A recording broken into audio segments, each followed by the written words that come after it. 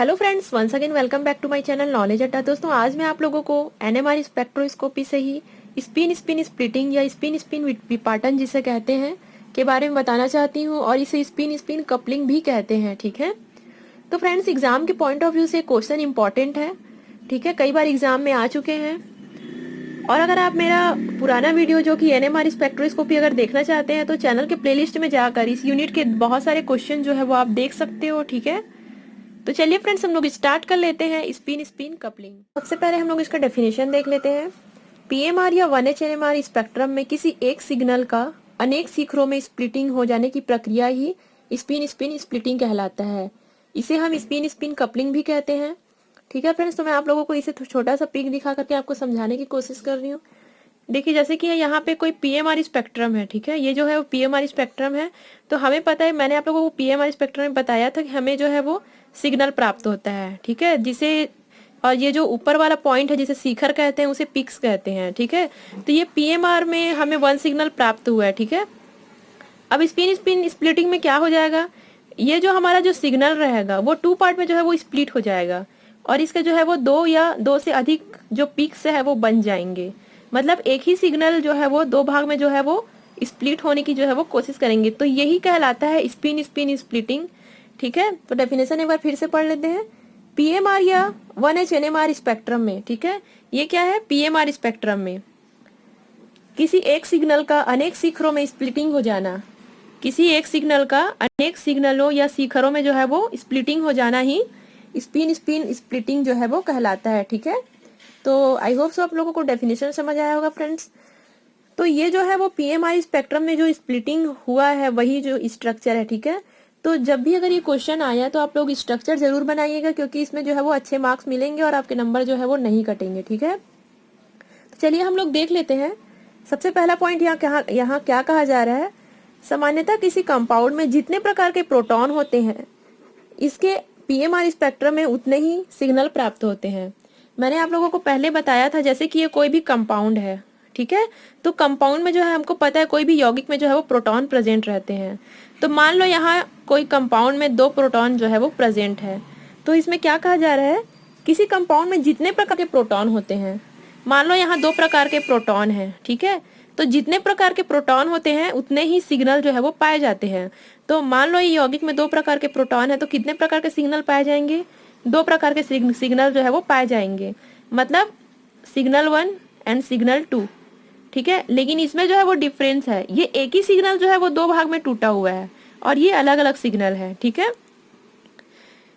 किंतु अधिकांश PMR spectrum अपेक्षाकृत कॉम्प्लिकेटेड होते हैं, मीन्स बहुत ज्यादा जटिल होते हैं। सभी स्पेक्ट्रम में ये वाली प्रक्रिया जो है वो नहीं होती।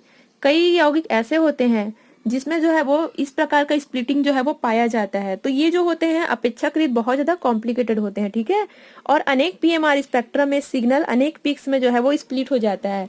यहाँ पे अपन लोग देख रहे हो ये सिंपल नॉर्मल प्रोसेस हो रहा है, यहाँ पे कोई स्प्लिटिंग नहीं हो रहा है, दो प्रकार के अलग अलग सिग्नल हमें मिल गए हैं। लेकिन ये वाले में क्या हो रहा है, ये जो हमें दो प्रकार का सिग्नल प्राप्त हुआ था उसमें भी अलग अलग जो है वो स्प्लिटिंग हो रहा है। ठीक है, ये 3 पार्ट में डिवाइड हो गए हैं, ये 2 पार्ट में डिवाइड हो गए हैं, और ये टीएमएस तो आप लोग जानते हो जो कि 0 पे रहता है। ठीक है, मतलब केमिकल शिफ्ट। तो आप लोगों को समझ आया फ्रेंड्स कि आखिर होता क्या एक्चुअल में स्पिन स्पिन स्प्लिटिंग, या जिसे स्पिन स्पिन कपलिंग भी कहते हैं। ठीक है, मतलब कोई भी एक सिग्नल का दो या दो से अधिक पिक्स में जो है वो डिवाइड हो जाना ही स्पिन स्पिन कपलिंग कहलाता है। तो नेक्स्ट मैं आप लोगों को एग्जांपल देकर के समझाती हूँ कि एक्चुअल में ये होता कैसे है। तो देखिए, यहाँ पे मैं आप लोगों को छोटा सा एग्जांपल देकर के समझाने की कोशिश कर रही हूँ। ठीक है, यहाँ पे एग्जांपल है 112 ट्राइक्लोरोएथेन के मॉलिक्यूल में दो प्रकार के प्रोटॉन हैं। मतलब ये एक मॉलिक्यूल है। ठीक है, ट्राइक्लोरोएथेन Cl CH2 Cl2। तो हम लोग इसमें कितने प्रकार के प्रोटॉन यहाँ पे मौजूद है, ए और बी, दो प्रकार के प्रोटॉन यहाँ पे मौजूद है। ठीक है, लेकिन कायदे से हमको कितना सिग्नल प्राप्त होगा, दो सिग्नल प्राप्त होगा। लेकिन इसमें जब स्प्लिटिंग होगा तो जो एक सिग्नल रहेगा वो कई शिखरों में जो है वो विभक्त हो जाएगा, जैसे कि मैंने आप लोगों को पिक में बताया था। ठीक है, तो चलिए हम लोग देख लेते हैं। पीएमआर स्पेक्ट्रम में इन दो प्रकार के प्रोटॉनों के सिग्नल क्रमशः ट्रिपलेट एंड डबलेट के रूप में प्रकट होते हैं। ट्रिपलेट मतलब 3 पार्ट में और डबलेट मतलब 2 पार्ट में। ठीक है, तो चलिए हम लोग इसका स्ट्रक्चर देख लेते हैं। तो इसका जो पहला वाला प्रोटॉन था वो 3 शिखरों में विभक्त हुआ है, मीन्स 3 पिक्स में ये डिवाइड हुआ है, स्प्लिटिंग हुआ है इसका। ठीक है, तो वही चीज को सेम यहाँ पे भी दिखाया गया है, स्प्लिट इनटू ट्रिपलेट, ठीक है। 1, 2 एंड 3 ये कोई भी सिग्नल है जो थ्री पिक्स में जो है वो डिवाइड हो गए हैं, ठीक है फ्रेंड्स। इतना ज्यादा कठिन नहीं है, बस नॉर्मल सा पिक है, ठीक है। और यहाँ पे देखो डबलेट, मतलब कोई सिंगल जो है वो 2 पिक्स में जो है वो डिवाइड है, ठीक है। तो यहाँ भी ए कोई सिग्नल है जो कि टू पार्ट में जो है वो स्प्लिट हो गया है, ठीक है, स्प्लिट इनटू डबलेट। तो आई होप सो ये आप लोगों को समझ आया फ्रेंड्स। अब हमारे मन में क्वेश्चन ये उठता है कि आखिर ये ऐसा होता क्यों है, मतलब नॉर्मल प्रोसेस जो चलता है उससे ये अलग क्यों हो जाता है कुछ कंपाउंड्स में। तो हम इसका रीजन जानेंगे, ठीक है। तो यह स्प्लिटिंग केवल तभी होता है जब किसी प्रोटॉन के निकट अतुल्य प्रोटॉन या नॉन इक्विवेलेंट प्रोटॉन जो है वो प्रेजेंट हो। तो अतुल्य प्रोटॉन के बारे में मैंने आप लोगों को बताया था कि जो इनका इलेक्ट्रॉनिक वातावरण होता है वो समान नहीं होता है, ठीक है। तो ये स्प्लिटिंग तभी होता है जब अतुल्य प्रोटॉन उपस्थित हो, ठीक है। पीएमआर सिग्नल का स्प्लिटिंग अवशोषण करने वाले प्रोटॉनों के निकट स्थित प्रोटॉन के मैग्नेटिक इन्वायरमेंट को जो है वो प्रकट करता है। तो इस चीज को मैं आप लोगों को आगे बताऊंगी कि ये कैसे होगा, ठीक है। तो हम लोग देखेंगे स्पिन स्प्लिटिंग का थ्योरी, ठीक है, कि आखिर इसका सिद्धांत क्या है जिसके कारण स्प्लिटिंग हो जाता है। देखो यहाँ पे कोई प्रोटॉन ए और बी जो है वो प्रेजेंट है, प्रोटॉन ए और प्रोटॉन बी, ठीक है।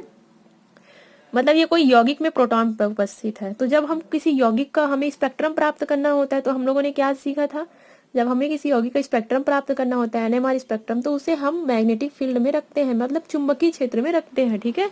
तो ये प्रोटॉन ए को भी हम लोगों ने क्या किया है, चुंबकीय क्षेत्र में रखा है, एक्सटर्नल मैग्नेटिक एरिया में। तो यहाँ पे कोई दूसरा प्रोटॉन बी भी प्रेजेंट है, ठीक है। तो मान लो ये जो प्रोटॉन बी है उसके वो भी एक मैग्नेटिक एरिया उत्पन्न कर रहा है। ये भी मैंने आप लोगों को बताया था कि मैग्नेटिक एरिया उत्पन्न क्यों करेगा, क्योंकि प्रोटॉन के चारों ओर जो इलेक्ट्रॉन रहते हैं वो कंटिन्यू जो है वो चक्कर लगाते रहते हैं। तो इसके कारण यहाँ पे जो है वो एक मैग्नेटिक एरिया उत्पन्न हो जाता है, ठीक है। तो अब ये जो प्रोटॉन ए है तो उसको क्या मिलेगा, डबल चुंबकीय क्षेत्र मिलेगा। मतलब इधर से भी एक्सटर्नल तो दे ही रहे हैं, प्लस ये प्रोटॉन बी से भी इसको चुंबकीय क्षेत्र मैग्नेटिक एरिया जो है वो मिलेगा। तब क्या होगा, प्रोटॉन ए को जब मैग्नेटिक एरिया में रखते हैं देन वह एक्सटर्नल मैग्नेटिक एरिया की एनर्जी को एब्जॉर्ब करते हैं। मतलब जब हम इसे एक्सटर्नल मैग्नेटिक एरिया में रखेंगे तो इसके ऊर्जा को वो ग्रहण करेगा प्रोटॉन ए, ठीक है। लेकिन साथ ही साथ प्रोटॉन बी के मैग्नेटिक एरिया को भी एब्जॉर्ब करते हैं। अब इसको तो एब्जॉर्ब कर रहे हैं, मैग्नेटिक एरिया को ले रहे हैं, साथ ही साथ प्रोटॉन बी के भी मैग्नेटिक एरिया को ये ग्रहण करेंगे। तब क्या होगा, जिसमें प्रोटॉन ए डबल देता है, अर्थात प्रोटॉन ए के सिग्नल में स्प्लिटिंग हो जाता है। अब देखो क्या होगा, ये जो प्रोटॉन है उसको डबल एनर्जी मिल रहा है, ठीक है, डबल एनर्जी मिल रहा है। तब क्या होगा, इसका जो पीक्स रहेगा वो भी दो प्रकार का प्राप्त होगा। अब नॉर्मल पोजीशन में जब इसको सिर्फ एक ही एक्सटर्नल सोर्स मैग्नेटिक सोर्स मिलता है तो क्या एक ही सिग्नल बनाता है, लेकिन अब जब इसको डबल डबल मिलेगा तो ये जो है वो टू पिक्स में जो है वो डिवाइड हो जाएंगे, या फिर एक ही सिग्नल में जो है वो डबल स्प्लिटिंग होगा, ठीक है। तो जिससे प्रोटॉन ए डबल देता है और प्रोटॉन ए के सिग्नल में स्प्लिटिंग हो जाता है। और यही प्रोसेस बी के साथ भी होता है। मीन्स अगर प्रोटॉन ए का स्प्लिटिंग हो रहा है तो फिर बी प्रोटॉन का भी जो है वो स्प्लिटिंग होना वो तो होगा ही। जब ए का हो रहा है तो बी का भी होगा, क्योंकि अपना ए भी अपना चुंबकीय प्रभाव बी को देगा। तो समझ आया फ्रेंड, बहुत इजी है। बस आप लोग ये याद रखना कि कोई भी प्रोटॉन है जब उसको डबल एनर्जी मिलता है तो उसका स्प्लिटिंग, उसके सिग्नल का स्प्लिटिंग होना आम बात है, ठीक है। तो इस प्रकार हो जाता है कई यौगिकों में spin splitting. I hope you guys आप लोगों को समझ आया होगा। और हाँ, एक चीज और कि एग्जाम में ये भी आता है कि ये जो स्पिन स्प्लिटिंग है उसको प्रभावित करने वाले कारक या इसके नियम कौन कौन से हैं, ठीक है। तो ये आप लोगों की बुक में थ्योरी टाइप से दिया, इसलिए मैंने आपको नहीं बताया है, आप लोग बुक से ही पढ़ लीजिएगा, ठीक है। आई होप यू गाइस आज का वीडियो समझ आया होगा and thank you friends for watching my video.